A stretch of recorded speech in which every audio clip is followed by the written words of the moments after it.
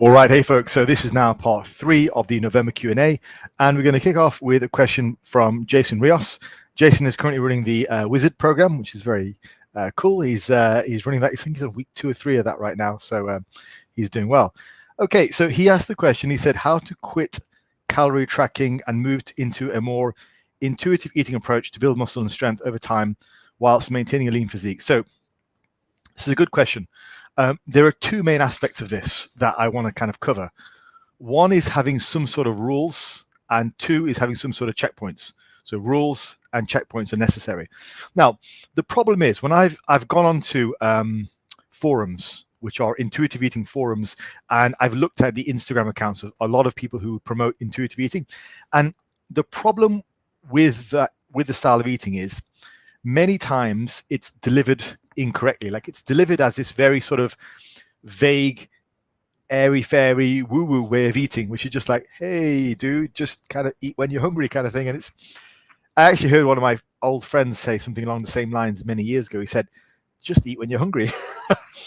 It's such a thin person thing to say, you know, because it's usually people who are looking to lose weight or at least maintain a lean weight who look into intuitive eating. It's such a lean person thing to say, just eat when you're hungry. It's like, bro, 2/3 of the UK and the US are obese to overweight. Like, just eating when hungry is what's causing the problem. So there needs to be rules and there needs to be checkpoints. Okay, so the nice thing about calorie tracking is that it gives you a very solid rule. Like, eat whatever you like, just don't exceed your calories. Like, that's a very definite thing. People like rules. Or if people go to like a low carb approach, they go, all right, great, eat what you like, just don't eat carbs. So there's at least an inbuilt form of restriction there. The problem is when intuitive eating is misapplied, it becomes very much a eat what you like, man. It's like a very 60s hippie kind of thing to say, right? Just do what you like, dude. But you need more than that. People need some sort of rules and stability. And this kind of ties into a lot of what I teach, you know, my clients and whatnot, and how I eat myself. So you need rules. So what I would do is I would start to look at some basic rules. Now, we know that protein is definitely very, very necessary. Okay, protein is necessary because it's one of those macros that we can't store in our body necessarily. You know, not as easily accessible to us as like carbohydrates and fat. So it's protein is something we need to eat constantly throughout the day. Otherwise, our body's going to rip it from our own sort of muscles, right? And that's not what we want. So protein in every meal is generally considered to be a good idea if you are in intuitive eating in the way that I teach. Okay. Another thing is protein is quite satiating. So again, having a decent whack of protein in every meal is a good idea. The next rule would be ensure you've got enough vegetables. Now, we know that vegetables are as satiating or maybe more satiating than protein, you know, calorie for calorie. So I would have a large whack of vegetables per meal too. So really, you've got a base skeleton already of your meals being full of protein, full of vegetables. Now, that's already above and beyond what people generally do. And that should be in every single meal. Because I actually do this with my clients as well. And I'll say, look, this is these are some of the rules that we're going to put into place. And they'll come back and go, what do you think about this, boss? It's just, you know, maybe one of the meals, usually breakfast people have problems with. Usually breakfast, they'll be eating something like eggs and toast. And they'll be like, well, what about the rules? They're like, yes, forgot about that. Do you mean every meal? Like, yes, I mean every meal. So you want to just start with a few basic rules, things like protein at every meal, vegetables at every meal. If you can do that, you stand a far better chance at eating lean to either maintain your weight or lose body fat. So now, then you could sort of add in various other rules, add in various contingencies for like stress eating and all that kind of boredom eating. I mean, it's just a ton of. I have a whole system with my own clients, and I have a whole sort of series on my sort of private YouTube channel, which is a series of lectures that I deliver to my clients, which cover all aspects of this type of dietary method, which I've created for myself and created for my clients over the years. Essentially, I've not tracked calories for going on 2 or 3 years now. And so what I started to do, since my clients were asking me, well, how do I do this without tracking calories? How do I do it like you? Was that I started to formulate the ideas and sort of write them down and start to create a series of lectures, which I could just pass on to my clients and go, here, listen to my thoughts on this. That's how you do it. So nowadays, when I get a new client, I just hit them with these sort of lectures and they go, oh, great. And they start eating like that without tracking calories and just intuitive eating, but with a system. So I formulated it over the course of 2-3 years, my own approach on how to diet without tracking calories and macros. But the way you've got to do it as a coach is you've got to actually deliver the information in a deliverable way. So that the way that I've done it is just to break down each particular part of it. So like what to do with your stress eating, what to do about your social environment, your physical environment, all that kind of stuff. So I've broken it all down into plans and guidance for my clients. So that's how I do it. It's quite involved, but as I say, you need a structure, you need rules. And all too often when people go into intuitive eating, the mistake they make is they don't have rules, they don't have structure. So all of a sudden they get rid of calories, they get rid of like low carb or whatever, and they're pretty much back to where they started. They have no structure. You have to teach them structure. So that's what I do with my clients. I teach them that intuitive structure. And the next thing is checkpoints. So track your body weight. Track your body weight in the mornings. That's vital. Like, you're not going to know the results of your efforts unless you track your body weight. So it gives you a good idea of what's going on with your nutrition, whether you're gaining weight or whether you're losing weight. Gives you an idea of how much you're eating relative to what's going on with your training and all that stuff. So yeah, intuitive eating, the guidance that I would give you as a summary is, alongside everything I've said just now, is have a system. Make sure you've got some sort of system to move towards. You can't just get rid of calories or get rid of low carb or get rid of the X, Y, and Z. You've got to have a system. And oftentimes those systems will overlap. Like you might do intuitive eating alongside fasting, etc. But as I say, you need a system. All right, so let's move on to the next question. Okay, so there was a question here, which was a really good one from JM90. And it was, what do you think of the effectiveness of HIIT-based program, the way Dorian Yates did it and Dante Trudell's dog crap training? Honestly, dude, I don't think much of it. I think the way Dorian did it is probably better. I mean, I did a video on Dorian Yates' training because, as you guys might know, some of the OGs of the channel might know that I grew up an hour away from where Dorian originally came from and originally trained. So all of the old guys in the gym all trained with Dorian, all trained with like Dennis Francis, Ernie Taylor, around about that sort of era. So I learned from them. So the type of training that Dorian does, well, let's just say it's probably a little bit different to what people think HIIT is. Like I've trained, in a Dorian style, and it's actually quite high volume if you really break it down. It's not very different to what a lot of bodybuilders train like. Anyway, it's a lot of warm-up sets, a lot of feeler sets, if you want to call them that, leading into a working set, and then 4 reps on top of that. So it's actually quite high volume.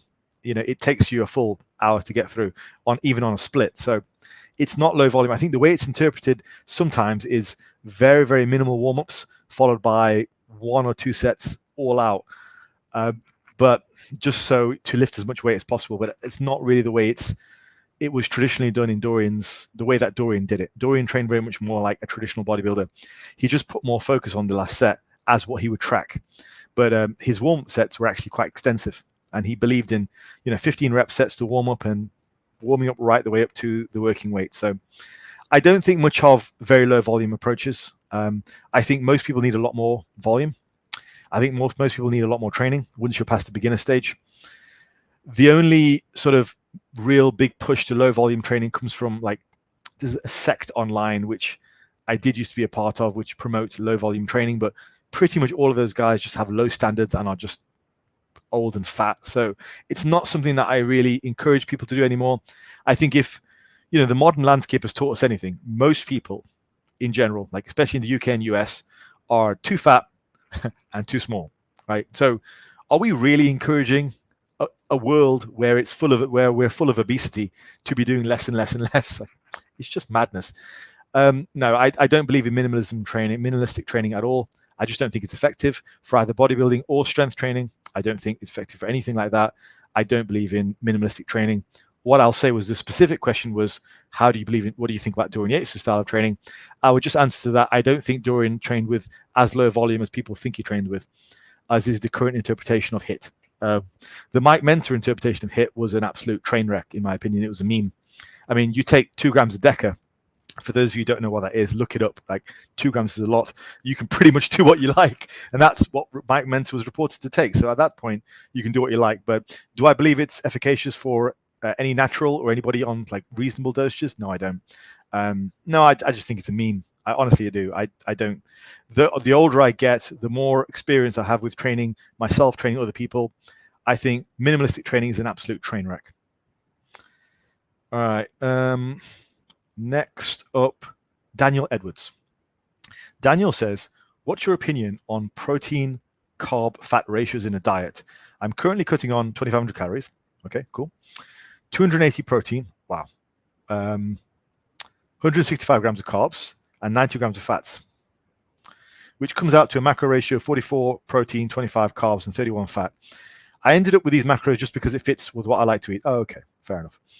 He likes milk, chicken, potatoes. I'm wondering if tweaking the ratios might improve anything.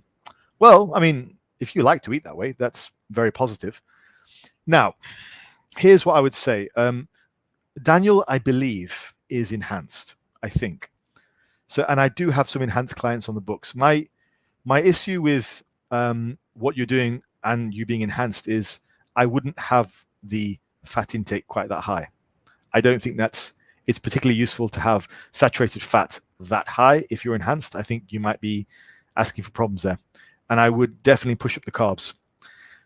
So with regards to, I don't know how big you are, so I don't know what 280 grams is in regards to body weight. But if we talk about just some general rules, and this is probably for health as well, so this applies to people who are enhanced or non-enhanced, just by general, most of you guys are just natural guys. So in terms of, protein per gram on grams per pound, I would target around about 1 gram per pound for you, maybe even a little bit higher. I don't know how big you are.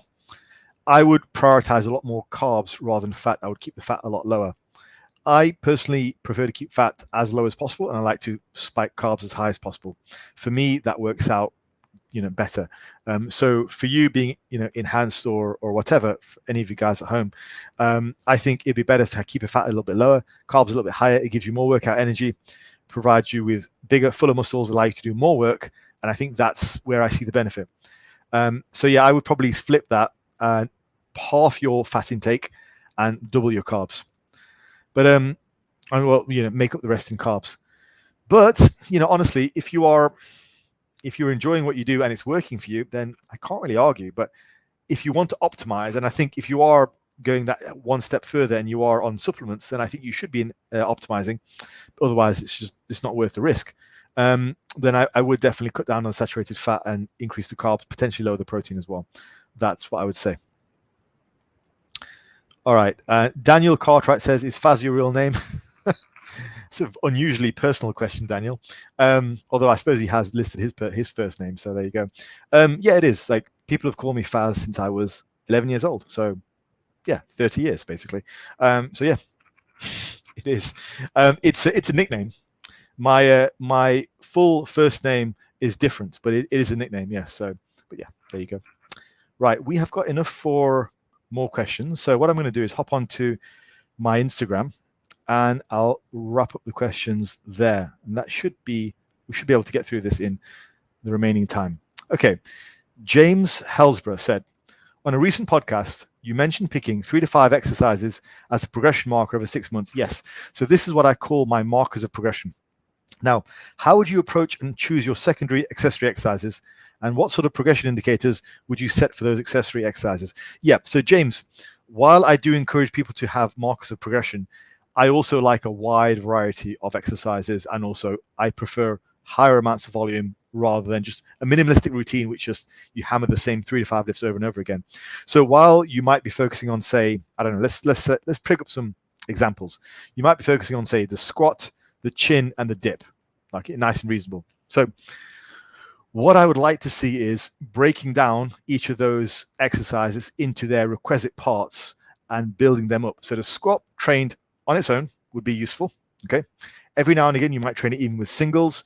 You might drop the singles. You might train it with high repetitions. You'll vary it, but it'll be in some form in your routine over the next, few months. It might be as a front squat. It might be as a belt squat. It might be as a pause squat. It might be as a safety bar squat, but you'll be doing some kind of squatting, and you'll also vary the rep ranges. all for the goal of increasing that squat. But then you'll also break down the squat into the different areas of the squat. So you've got the quads, you've got the glutes, excuse me. So I would add supplementary work for those areas. So for the glutes and the hip drive, you might be looking at things like glute ham raise, good mornings. For the quads, you might be looking at things like leg presses, and belt squats, all to support different areas of the squat. So there's a couple of things here. So as I say, I definitely don't like minimalism, but I would use variations of the squat, different repetitions of the squat, and also targeting the areas which build up the squat. So that's a very good way of doing things. Bench is another good example. Bench press, I think it's great to bench with some single repetition work. I think it's great to do some high repetition work as well as the moderate range work. And I also think it's great to do variations of bench presses. So close grip bench was always my favorite when I was competing. Close grip bench was pretty much always about 10% less than my regular bench. I had a very good close grip bench. So that was a good indicator for me. And then you have others which are builders, like I used to do a feet up bench press where I had no support for my legs. That was a very good bench press for me, very hard. I would do things like the incline press. I use a slingshot quite a lot. And then also you're looking at breaking down the muscles which are involved in the bench press and building those up. So building up the triceps, building up the delts, building up the chest, all as part and parcel of this entire package of training to go ahead and increase those markers of progression over the course of 3 to 5 weeks. So you see very quickly, James, it starts to get a lot like programming, effective programming starts to get a lot more complicated than just do the lifts for a top set, back off set, or like 5x5, forever. It's like it's effective training gets a lot more complicated than that. And if you're doing that, you can both avoid injury and you can progress in a more definite, certain way. But I think that's it. It's useful to apply these concepts to bodybuilding because most of you guys are regular Joes with average genetics and you're not on steroids. Okay. So you need specialized training. Like I needed specialized training. I told you guys many times, I hit a plateau of 200 pounds on the bench press, and in the first 3 years of training, and I was a competitive bodybuilder. Competitive powerlifter. Sorry. So it was embarrassing turning up to bench press meets with a 200-pound bench, but I needed far more specialized training just to improve my lifts, and then that also built my physique as well. And eventually, later on, I needed far more specialized training to increase my lifts even further. So even if you're just bodybuilding, it's wise to employ these specialized techniques and a variety of training because you might need to even get bigger and stronger, because we don't have these advantages like a lot of people do, where they're very, very genetically blessed. They have like thick wrists and they're on roids and all that stuff. So you need to be clever with your training. All right. Hopefully that answers your question, James. Now, this one was from Amanda P. What should I do if I can't do better or even the same amount of reps as the previous workout? Should I just accept less and try to get back to where I was the next week, or should I lower the weight? Should I expect to progress on every exercise, every workout, or what is realistic? Amanda, this sounds like a programming issue. You don't have to progress on everything every session. It sounds like you've been stuck on that same exercise for far too long. Just similar to my message to James just before I answered this question. So you might want to listen to that one if you skipped ahead to yours. Is that I would vary things a lot more. If you look at, for example, my wizard program, both of them, my wizard or my tactician program, there's a lot of variety built into those. And this idea that there are different lifts which build the main lift, and there are accessories which build the different lifts as well. So I think set yourself up for success. Try not to hammer away at the same thing for months and months and months. Like I've got a client on the books right now. And before coming to me, he was just training squats over and over and over again for months and months. And he was experiencing knee pain and no progress on squats. It's just crazy to me. So I took him off squats immediately, put him onto leg presses, put him onto hack squats. And within 2 months, we maxed out on his squat and he had improved. And he has no knee pain. So set yourself up for success. If you're not improving on one lift, go to a closely related lift, improve on that for a while. Look at what builds that lift as well. So if you're stuck on the bench press, right? It's a common example. Stuck on a bench press, go to the close grip bench press. And then also look at what builds the close grip bench press. So you might want to do more tricep extensions, more overhead presses, more chest flies, all to build up the muscles of the bench press, of the close grip bench press, to then build up your bench press. So set yourself up for success. What annoys the hell out of me is you get these, I've joked about it before, but you guys in America, some of you get frustrated with the 5x5s, the Ripperto stuff. Like over here, I get frustrated with the top set, back off set. It's like people think it's a solution for everything. Like, you got a cold, top set, back off set. You've got the flu, top set, back off set. Sprained your ankle, top set, back off set. There's more to training than just doing static reps, sets and reps on the same exercises. Training to get to the higher level, it's complicated. It does get complicated, and it's okay. As long as you have somebody to explain to you what you need to do or whatever, then it's fine. Like, it's manageable. But I would say to you, Amanda, switch the exercise out, choose something which is closely related, and build up the areas of that lift, and then come back to the lift which you're stuck on later down the road. Okay, if you make enough progress on the assistance lift and on the accessory exercises to build up the assistance lift, well, then you would improve the main lift. To give you another example while we're here, the squat. If you're not doing so well on the squat, switch to something else. Maybe switch it to a safety bar squat, maybe switch it to a front squat, maybe switch it to a overhead squat, and then build up the areas which are related to the squat. So when I was competing, the lifts that I liked were the good morning and the leg press to build up my squat, because it built up the front and the back end of the squat. Perfect. Do lots of ab work, do lots of lower back work to help to build up your your front squat or your pull squat, whatever you're doing. And then in a few months' time, go back to the squat. And if you've made enough progress on the accessories and the assistance, you probably will improve, or at least you'll improve within a few sessions. So set yourself up for success. Try not to just get ground down on the same stuff over and over again. Training's supposed to be fun. Keep it fresh. All right. So Jason Rios says, your favorite leg exercises besides squats to build massive quads and hams. That's a good one. My favorite ones are ones I don't currently have access to, sadly. So quads, it's belt squat and pendulum squat. Those are just absolute money. So you can do that instead of, they're great. Honestly, if I had access to those, I would probably do those all the time. They're fantastic. Belt squat and pendulum squat are just amazing. Now, with regards to hamstrings, the glute ham raise is awesome, and the reverse hyper. I do have access currently to a glute ham raise. I don't have access to reverse hyper. Sad times, crying. But those are my favorite list for those. Okay, B Monty says, let's say my reps drop off steeply from one set to the next. All right, this is a good question. Should I then program dropping the weight on the next set instead of staying as heavy? For example, on weighted dips, I hit 19 kilos for 8, good. But then can only do 3 set, do the third set 2, 3 set 2. Is going down to say 11, 15 kilos on the next set good practice? Yeah, it is. Yeah. Basically, the idea that I follow is this. If your reps are going to or do drop below 5, then lower the weight and do down sets instead. So let's say you did weighted dips for 8, and then you would drop down to say 11 kilos or 10 kilos and hopefully keep above 5 reps. And it doesn't really matter. Just improve it over time. So it's all good. Yeah, just improve it over time. I would rather do down sets than do a very, very heavy set where it's less than 5. The only other thing I would say for that is it shows that you're working hard. Okay, that it shows you are giving your all, because the 8 rep set, you're getting enough of a strength drop off that you're actually able to, only hit 3 on the next one. So it's actually a very positive sign. Yeah, very good. It shows you're using a good degree of effort, which is good.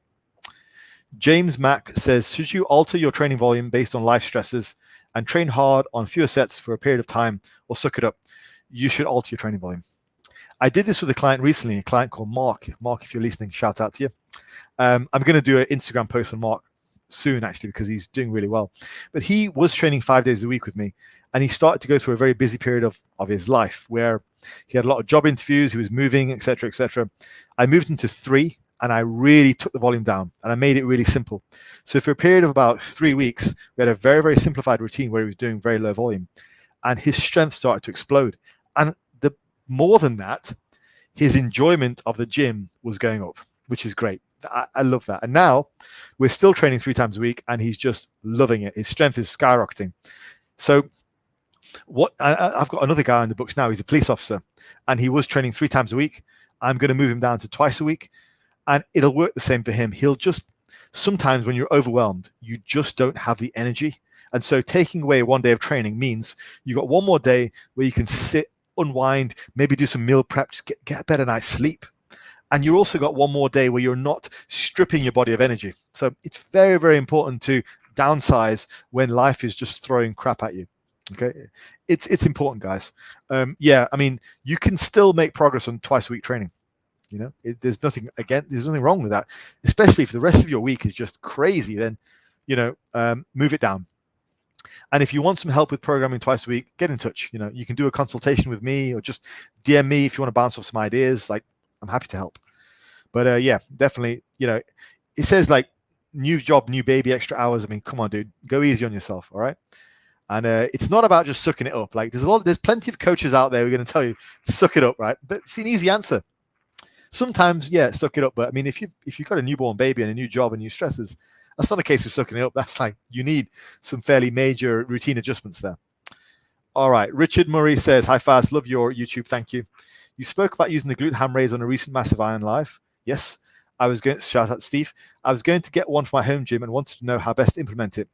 Also, can it be used for Nordic leg curls? I'm currently doing the Wizard program. Awesome. Thank you, Richard. Yes. Now, here's how I would implement it. I generally implement it for my warm-ups. So I do a warm-up circuit every lower body session, and I will do at least 3 to 4 sets of high repetitions on the glute ham raise. I flip around. I'll tell you what I did today. Today I did 4 sets of as many reps as I could in the glute ham raise. Then I flipped over and did the sit-up, and then I got off the bench and I did goblet squats. So I did those 3 exercises 4 times around as a circuit, and then I was ready to go for my lower body session. I don't mind if that takes away a bit of energy or a bit of strength from my lower body session, because it means I'm nice and warmed up and I'm getting extra work in those areas. So I actually use it as a warm-up. Now, you can also use it as a cool down. Really, glute ham raises, you can't, it's difficult to overdo them because they are such a fantastic exercise. So I just like to do them for high reps. I do them every lower body session, and I occasionally do them before my upper body sessions as well, just because they're great for the hamstrings and glutes, which is an area that I feel that I'm deficient in. So you can use it for Nordic leg curls, but I would just go with regular glute ham raises. I think Nordic leg curls are, for me, they're quite stressful on the hamstring tendon. You might be different, Rich. I don't know. You might be different. I find the glute ham raises, particularly if you find glute ham raises quite hard to do, the fast swinging ones tend to be quite easy to get a lot of reps out, and they're not very hard on the joints or the tendons. So I like those for high repetitions. Yeah, 3 or 4 sets of as many reps as possible. Superset with the sit-ups, and also maybe do a circuit with goblet squats or something else. Works really well. You can also do hyperextensions on the glute ham raise. So it's a great piece of kit. I really, really value it. I think it's fantastic. All right. Kalin Drashkov says, I can't progress on pull-ups, pull-downs, but my chin-ups is exactly opposite. Why is that? Interesting question. Now, I know Kalin, he's pretty stacked. Like he's got a good degree of muscle on him. Kalin, I mean, I think just chin-ups do involve the biceps a little bit more. So perhaps it's some sort of issue there. I don't know. Pull-ups are more upper back focused. So it may just be an issue with the upper back. I would vary things a little bit. So don't just rely on one type of repetition scheme for pull-ups. Vary things. Do your singles, okay? Do your regular sets. Do your high rep work. Do your density work. Do everything across the week or across 2 weeks to really pound that area and that movement pattern with a lot of different, modalities. So you're not getting stuck on just doing the same thing over and over again. You can progress on them, but you've got to mix things up a little bit more than perhaps you are already. All right, Bilal Salvatore says, would you ever advocate higher reps on deadlifts until your form starts breaking down, or would lifting heavier at low reps yield the same benefits? Bilal, I would never advocate anything until your form breaks down, particularly not on deadlifts, because that's dangerous. But I will say this. When I was deadlifting I was doing sets of 8 in the touch and go stiff leg deadlift, because perfecting the control on 8 high, I call 8 reps high for deadlifts, perfecting the control on moderate to high reps on deadlifts, making sure that you're touching the ground evenly and you're doing it nice and smooth, it builds a lot of power. It builds a lot of power and control over the deadlift. So I don't mind high repetitions, but I wouldn't do it on the full deadlift. I would do it on the stiff leg deadlift. So you're literally just hip hinging. It ends up being quite a smooth movement. You just hip hinge. The problem with the deadlift is you bend at both the knees and the hips. It makes it a naturally much more of an awkward thing to just rep out. So if I'm going to rep it out, I'm going to rep it out on the stiff leg deadlift, not on the actual deadlift. And I don't mind 5 to 8s on the stiff leg deadlift, just continuous, pumping it out work. It's very, very good for building back strength. And yeah, I don't mind touch and go. I don't think it's a problem. I think if you can develop mastery on touch and go, it's fine. I wouldn't want you touching and going if it was like bounce and yank. That's not it. But if you can do it smoothly and you can gain control over it, then it's very positive. I have a video on this, actually. I did a video. If you search on my YouTube channel, it's called touch and go deadlifts. And I show some footage of a younger me doing touch and go deadlifts with whatever weight it was. So have a look at that. I think that's it. So we have managed to do this over 3 weeks, 3 days again. I will call it there. Help me out with timestamps if you got this far. And I will see you guys in the next one. All the best.